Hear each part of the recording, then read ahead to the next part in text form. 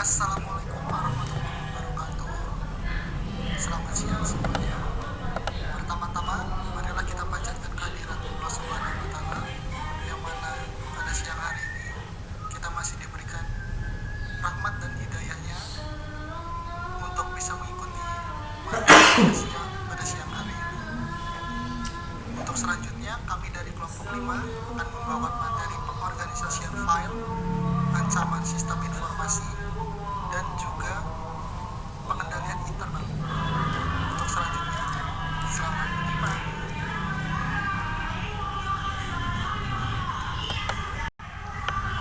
Pengorganisasian file adalah suatu teknik atau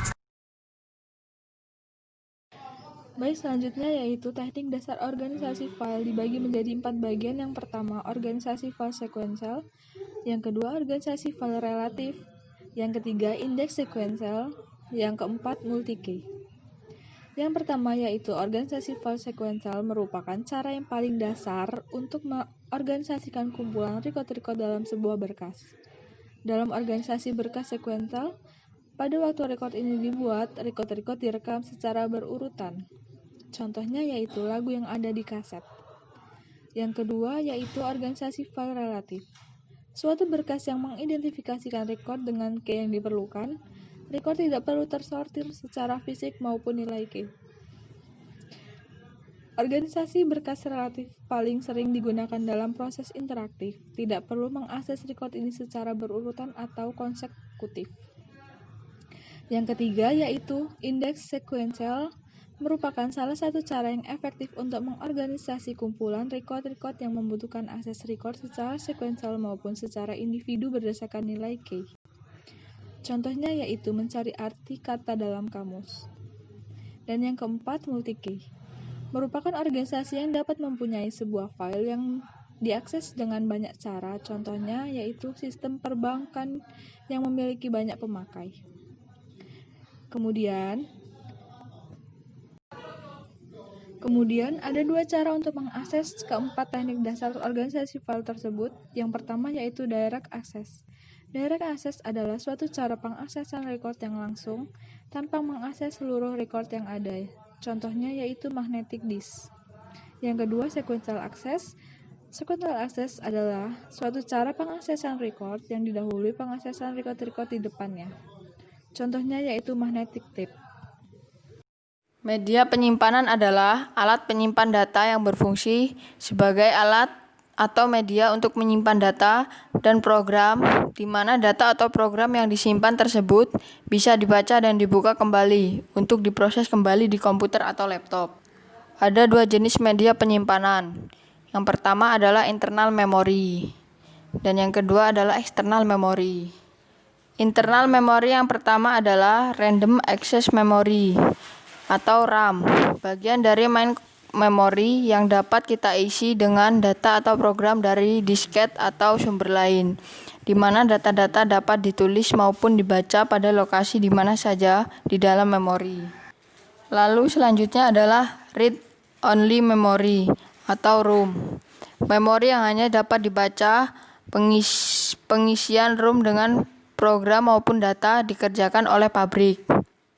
ROM biasanya sudah diisi program maupun data dari pabrik dengan tujuan-tujuan khusus. Misalnya, diisi penerjemah dalam bahasa basic. Lalu selanjutnya, external memory.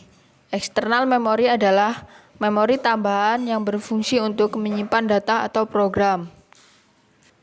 Ada dua jenis external memory. Yang pertama adalah flash disk.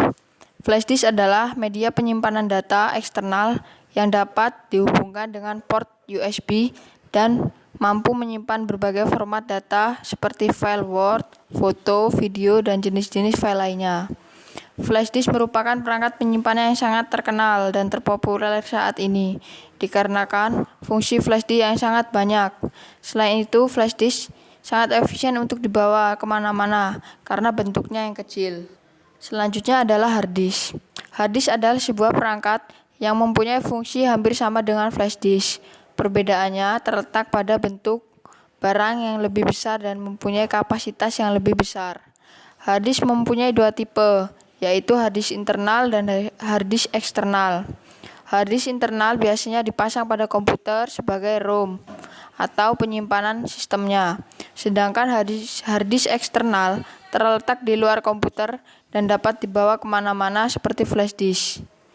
Harddisk mempunyai bermacam-macam varian. Varian kapasitas harddisk antara lain 512 GB, 1 TB, 2 TB, dan masih banyak lainnya. Karena dapat menyimpan data yang besar, harddisk dapat digunakan untuk melakukan backup file, transfer data besar, dan masih banyak lagi. Organisasi file yang digunakan ada dua. Yang pertama adalah faktor pemilihan organisasi file. Yang kedua, cara memilih organisasi file. Faktor pemilih organisasi file ada 3. Yang pertama adalah response time yang diperlukan karakteristik dari media. Selanjutnya, penyimpanan yang digunakan. Terus yang terakhir, volume dan frekuensi dari transaksi yang diproses. Lalu cara pemilihan organisasi file ada 2 cara. Yang pertama, model operasi file. Lalu yang kedua adalah model penggunaannya. Cara memilih organisasi file tidak terlepas dari 2 aspek utama, yaitu 1. Menurut model penggunaannya ada 2 cara. Pertama, batch, suatu proses yang dilakukan secara grup atau kelompok. Kedua, interaktif, suatu proses yang dilakukan secara satu persatu, yaitu record demi record. 2. Menurut model operasi file ada 4 cara. Pertama, creation, membuat struktur file terlebih dahulu, menentukan banyak record baru, kemudian record dimuat ke dalam file tersebut. Membuat file dengan cara merekam record demi record. 2. Untuk menjaga agar file tetap up to date, seperti insert, add, modification, dan deletion. Yang ketiga, retrieval, pengaksesan sebuah file dengan tujuan untuk mendapatkan informasi. Inquiry, volume data rendah, model proses interaktif, report generation, volume data tinggi, model proses batch. Keempat, yaitu maintenance, perubahan yang dibuat terhadap file dengan tujuan memperbaiki penampilan program dalam pengakses file tersebut. Restructuring, perubahan struktur file, misalnya panjang field diubah, penambahan field baru, panjang record diubah. Reorganization, perubahan organisasi file dari organisasi yang satu menjadi organisasi file yang lain. Misalnya, dari organisasi file sekuensial menjadi indeks sekuensial. Dari direct menjadi sekuensial. Ancaman atas sistem informasi.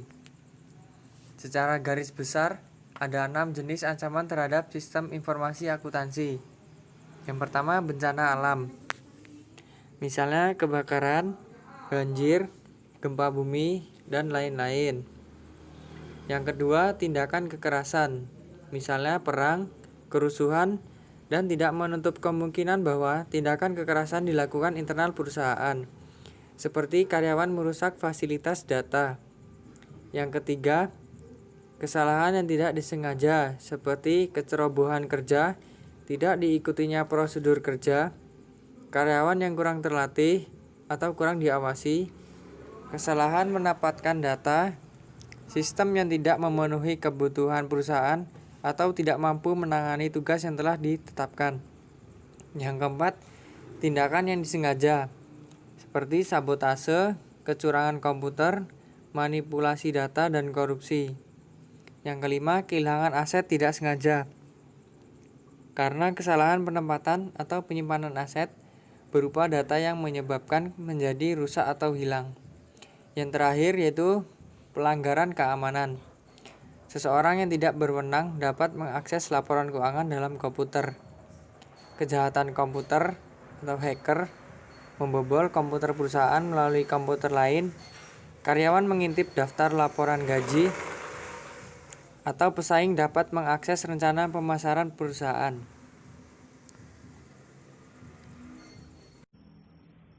Pengendalian internal.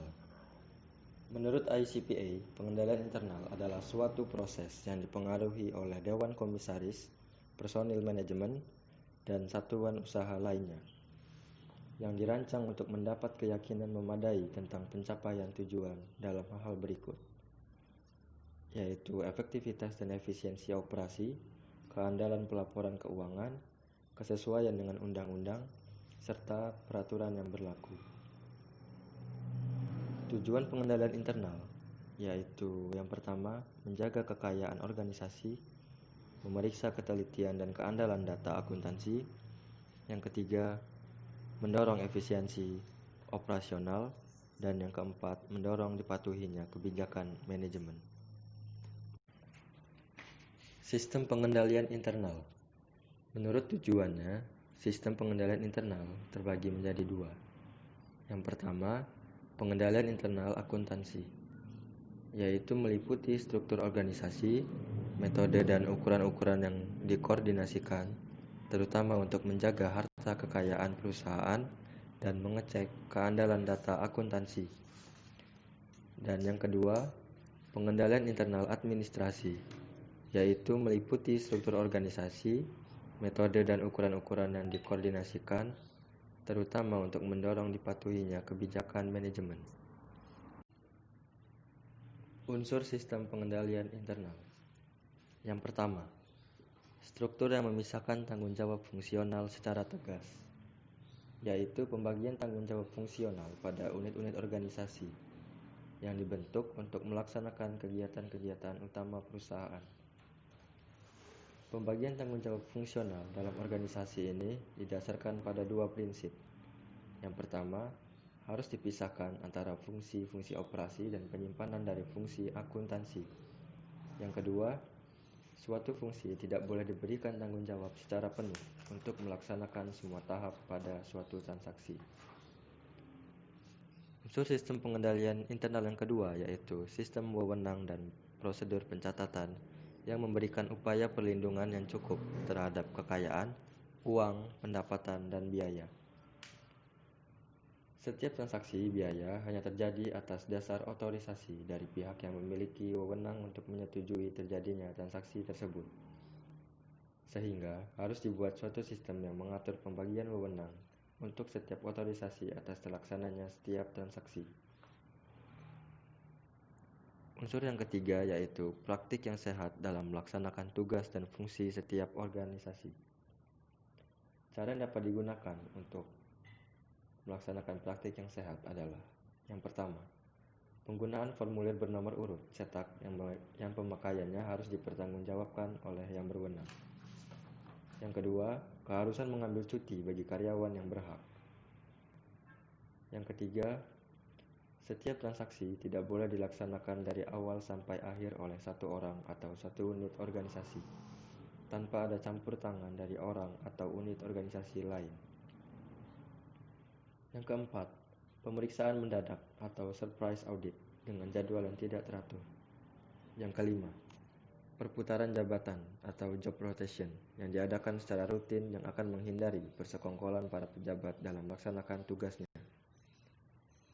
Yang keenam, secara periodik diadakan pencocokan fisik kekayaan dengan catatannya untuk menjaga kekayaan organisasi dan mengecek ketelitian dan keandalan catatan akuntansi. Yang ketujuh, pembentukan unit organisasi yang bertugas untuk mengecek efektivitas unsur-unsur SPI yang lain. Dan unsur sistem pengendalian internal yang terakhir adalah kualifikasi karyawan sesuai dengan tanggung jawabnya. Untuk mendorong praktik yang sehat, perlu ditunjang dengan sumber daya manusia yang melaksanakan. Unsur mutu karyawan merupakan unsur pengendalian yang sangat penting. Cara organisasi untuk mendapat karyawan yang kompeten dan dapat dipercaya bisa diatasi dengan cara berikut. Yang pertama, seleksi calon karyawan berdasarkan kriteria persyaratan yang dituntut oleh jenis pekerjaannya. Yang kedua, pengembangan pendidikan karyawan selama menjadi karyawan perusahaan sesuai dengan tuntutan perkembangan pekerjaannya. Sekian presentasi yang kami sampaikan. Bila ada kesalahan kami mohon maaf, dan kepada Allah saya mohon ampun. Terima kasih. Wassalamualaikum warahmatullahi wabarakatuh. Waalaikumsalam.